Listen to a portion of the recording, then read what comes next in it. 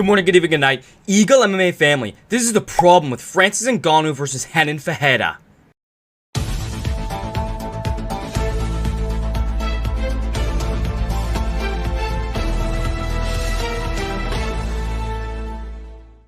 Right, so first up in the news, UFC Fight Night, Anthony Fluffy Hernandez versus Misha Pereira. Make sure you guys go follow my Tapology, like, comment, subscribe.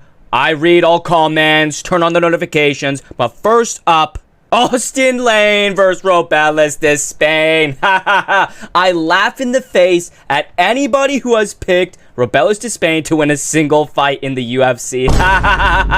Hey, Robelis de Spain get wrestled again by a striker with zero grappling. It's pathetic that people have ever picked Robelis de Spain. Obviously, Austin Lane gets the decision win, wins the first round with the grappling, accidentally kicked him to the ground in the first, 30 seconds of the fight, had him on the ground. Third round, Austin Lane, same thing, just gets him down and destroys him. But the next three fights on the card, I'm gonna, hey, let's get to it, right? The three women's fights in a row. By the way, based UFC, just sticking all three women's fights in a row. This is so much better. Can I actually make a point here? This is so much better just having every single women's fight right next to each other, because I get to watch Robelis de Spain versus Austin Lane, and then I get to go do something. For an hour. I get to go cook food. I get to go, I don't know, take my dog on a walk or something. I prefer this so much more than sprinkling them in between the, actual fights when there's just 15-minute breaks here and there. I'd rather have it as one hour break. But Melissa Martinez beats Alice Ardelene versus decision. I didn't even watch it. I was cooking food. Don't have anything to say about it. Elise Reed beats Jessica Pena. Guys, go to the Two Straws podcast. Angie Choco Bunny Hill, Jessica Pena. It's an amazing podcast. It's the Talk 2 of MMA YouTube. Go check out their channel and support it. Make sure you say Rigo and Eagle sent you. But Jessica Pena gets robbed. Jessica Pena actually got robbed in this fight. Jessica Pena got robbed by Elise Reed. Disgusting reffing, disgusting judges. We stand with Jessica Pena. Right, in the last women's fight on the entire card, Jocelyn, my baby girl, Edwards versus Tamir Vidal. Jocelyn Edwards gets the sub at 4 minutes 33 of the third round. Didn't watch this fight, but I think it was like an arm triangle or something. I literally didn't even watch the fight, so whatever. But next up on the fight, an actual really good fight. This was a great fight. And this is what I love about all these nerds that go, duh, this UFC's gonna suck because every single best fighter of all time isn't on the card. Hey, dummies, you know UFC cards are better when it's a bunch of lower level, like, just under the rankings fighters. They're way better, and we'll get into that later on in the card. But Brad Katona versus John Matsumoto, great fight, close decision. People were calling it a robbery. I don't really think so. I'm okay with the decision. John Matsumoto, I believe, can do things in the lightweight or bantamweight division. Excuse me. I think he can do things. I don't know if he'll be like a top contender. I think we still need to see a little bit more out of him. But either way, he still be a very tough test in Brad Katona. Brad Katona is like the OG MMA fighter. He fights like an MMA fighter, so getting past him is a good win.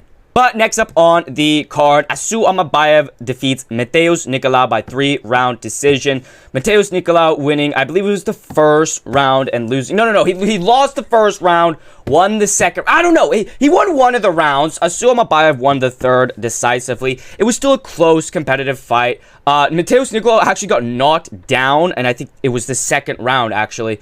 He got hit with an uppercut and then got knocked down by literally Asumbayv missing a punch and hitting him with his forearm. Knocked him down. This was, Asumbayv, I really don't think I don't think he's gonna do anything special in the division. I think he's just gonna be like the next Sumid. He's just gonna be the next fucking gatekeeper, mid-tier gatekeeper, like an Alex Perez or something.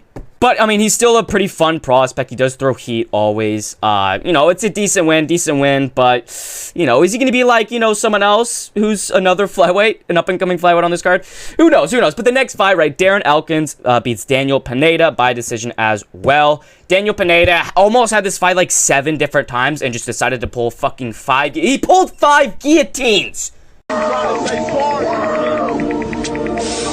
got like Dotson on him. Hey! Daniel Pineda. Daniel Pineda, did you get fucking smacked in the face with a baseball bat before you came into the cage to fight? What are you doing? Five guillotines. Poirier didn't pull 5 guillotines versus Islam Makhachev. What in the fuck are you thinking? Right, but Daniel Pineda did retire. He's 38 years old. He's only 1 year younger than Darren Elkins. It was still a good fight, overall. It was low skill, low level, but it was still, decent. There was some back and forths and everything. Darren Elkins opened up a massive fucking cut on Daniel Pineda's. I think it was over his right eyebrow. But either way, next fight on the card, Cameron, the babyface killer, Smotherman, beats Jake, Cadley. White supremacist Jake Cadley gets beat by decision. I stand with my brother man, Cameron Smotherman. He's my Smotherman on BD on all the dead homies. Right, and this was a short notice fight. Jake Cadley was preparing to fight a heavy wrestler. I believe it was Brady Highstand, who's a just wrestler. He's only a grappler. Cameron Smotherman, obviously being a Smotherman and, coming in with the fucking hands, the 1-2s and shit. But either way, Cameron Smotherman still put on a pretty decent performance. I don't know if he'll do anything great. His regional scene wins are still really shit. But I think he could be like a fun, lower tier, unranked kind of gatekeeper. Nah. This is where the card gets great. This is where the fucking card gets great. Charles Energy, the pride of St. Louis, gets the easiest decision of his life over Suma Duerchi. Amazing fight. This was an amazing fucking fight. Stylistic nightmare for Charles Johnson, right? He does have really good defensive grappling. His main weaknesses are leg kicks and power punchers. Who is Suma Duerchi? A leg kicker with power punches. Charles Johnson still gets through. He was beating the fuck out of Suma Duerchi in the second round, knocked him down, almost had him out of there, and then Suma Duerchi pulls a fucking triangle. It was a crazy fight. If you haven't watched it yet, go back and rewatch it. Charles Johnson always puts on fucking bangers. This is what I'm talking about. Anyone that says, the flyweight, the fish. Hey, you realize you have a brain and you have like neurons in your brain and you can activate them to like use your fucking brain and understand that flyweight is the greatest division currently. Flyweight is in its prime.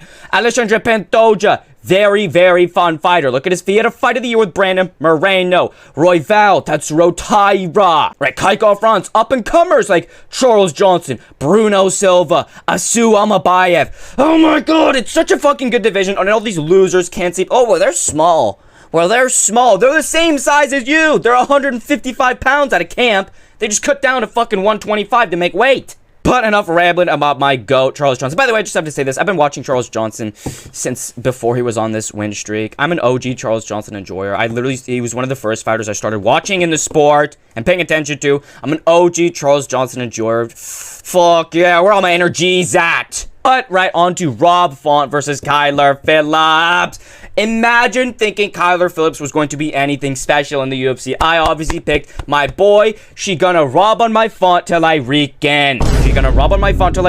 Rob Font easily gets it done by 3-round decision. Wins the first round. Pretty competitive round, but still a clear round for him.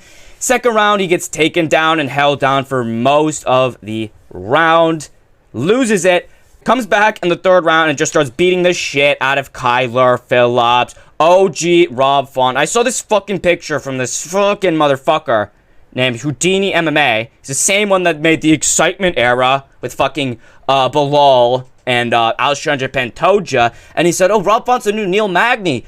No, he's not. You know why? Because Rob Font is entertaining. Actually entertaining. I've never genuinely been interested in a Neil Magny fight ever in my entire life. Rob Font always puts on fun fucking fights. Even if he loses. His fight with Ficky. His fight with Cheeto Vera. He broke a strike record. Didn't Rob Font break a strike record when he lost to Cheeto Vera? But, she robbed on my Font till I reekin. And now we go to the main event, right? Anthony Fluffy Hernandez beats Misha by 5th round TKO. Absolute brutal domination. I did pick Misha because I did not expect him to not come out. I expected him to fight with some fury in him. He came out through one combination. He threw one combination at Fluffy in like the first 30 seconds, hurt him a little bit, and just backed off for the rest of the fight. It was so weird to see of Misha Pena, but that does give credit to Anthony Fluffy Hernandez's style with his pressure, his cardio, his fucking volume. Right, I do think Fluffy can do very well in the middleweight division with this win over Misha Pena. I don't think he'll be a Dricus du Plessis. I don't think he'll be maybe someone like Hamzat who can submit him or catch him off guard with his insane pace from the start. But I do think he can beat people like Robert Whittaker, like Nasruddin Imavov. I was suggesting that as his next fight in my live streams, which I do all the time. I stream all the time. I stream usually after the UFC cards, but sometimes with do companions. Check them out. But honestly, if Fluffy Hernandez beats Nasruddin Imavov and vice versa, I think that's a clear #1 contenders fight because middleweight needs their contenders, right? Obviously, if Hamzat beats Whittaker, he's the #1 contender, but if he doesn't, who else? Who else is the #1 contender? Do we really want to see Sean Strickland versus Dricus du Plessis again? That first fight was pretty good, but it's just not interesting to me. I want some movement in the middleweight division.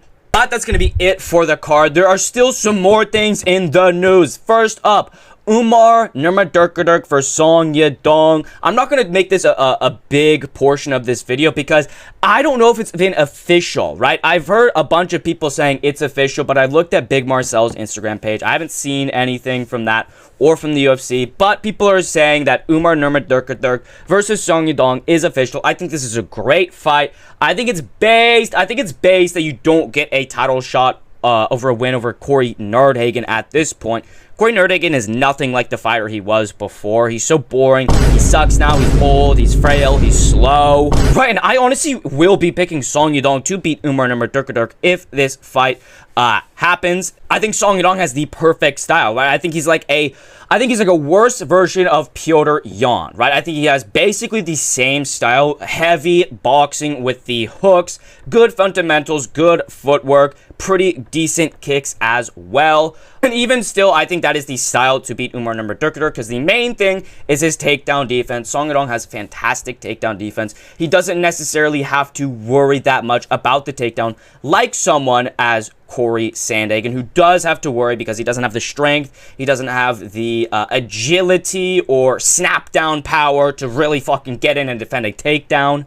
And Song Yadong obviously has the power to knock Umar Nurmagomedov out. As we saw, Umar Nurmagomedov almost got knocked out in his fight before his Corey Sandhagen fight. I don't even know who he fought. I don't know who he fought because I don't care about Umar Nurmagomedov's record. One quick one as well. Nursultan Ruziboyev has pulled out of his fight with Renat Fakhretdinov.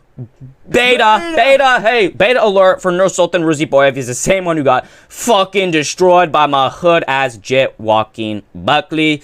Bitch, and the replacement is a UFC debutant named Carlos Leo for Renat Fakhretdinov. It's gonna be a bloodbath.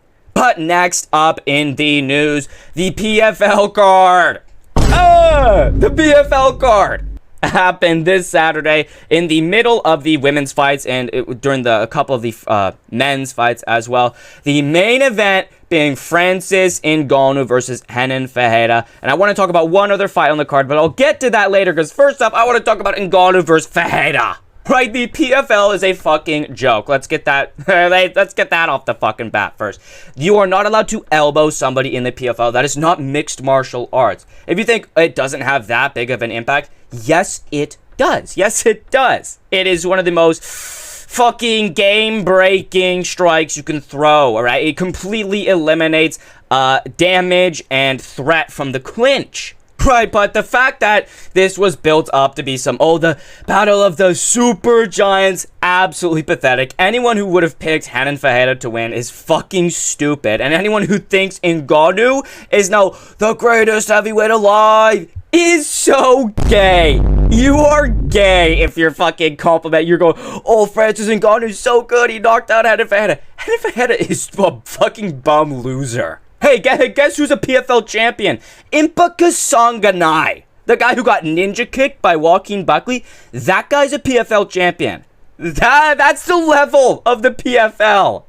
Renan Ferreira is a joke. The PFL is a fucking joke. And you know what's not a joke? The greatest stoppage I have ever seen in Ngannou versus Ferreira. Ngannou hits Renan Fereira in the back of the head twice and knocks him out with back of the head strikes. Keeps on hitting him behind the ear and on the back of the head. He throws, he hits him with like 6 strikes, 6, 7, 8 strikes to the back of the head and behind the ear after Fereira has already been knocked out with a back of the head strike. Absolutely based fucking referee. Right, but the other fight I wanted to talk about, just a quick little fucking, just a quick little funny one. Fabian Edwards, my GOAT. Fabian Edwards, Leon Edwards' perfect physique brother, who is in the PFL, fought Johnny Appleseed. His first name's Johnny, okay? Fabian Edwards gets absolutely dominated by Johnny Appleseed. He got slammed on his head literally 3 or 4 times in a row. Exactly the same like Leon Edwards did with Bilal Muhammad. Beta prey energy runs in the Edwards family. Right, but lastly, obviously, if you guys don't know, UFC 308 is this week, right? Ilia Topuria versus Max Hollywood, the main event. Gonna be a stacked fucking card. It is a fantastic card, fantastic fights throughout the entire card. Right, so make sure you guys follow my Tapology so you can put in all your picks. It's like a fantasy MMA picks where you get to put in who you think is going to win, how you think they're going to win, and you get points based off your predictions. Right, and my top 5 every single week get put up on the video because you guys are based. You guys are the smartest. It's bragging, right? So make sure you go follow it. Also, my UFC 3 a.m. predictions for UFC 308 are coming out later this week. It's going to be later this week because, it's scary and shit. So I don't want to, like, freak people out for the whole week of UFC 308. And also, if you don't know, my MMA Guru documentary, Who is the MMA Guru, is coming out this week. It's coming out this week. So stay tuned for the greatest content Eagle has ever produced. But that's going to have to wrap it up for this video. Make sure you like, comment, subscribe, turn on notifications so you are notified the next time I go live or post a masterclass video like Who is the MMA Guru. Follow my Tapology. Follow my Instagram. Send me donations constantly. Send me $100 super chats in my live streams. Make 50 fake accounts. And no, I'm not gonna say that. But thank y'all for watching. EagleMMA out. Hey. Young Lean? Are you Young Lean? What? Are you Young Lean? No, I'm Barry Dillon.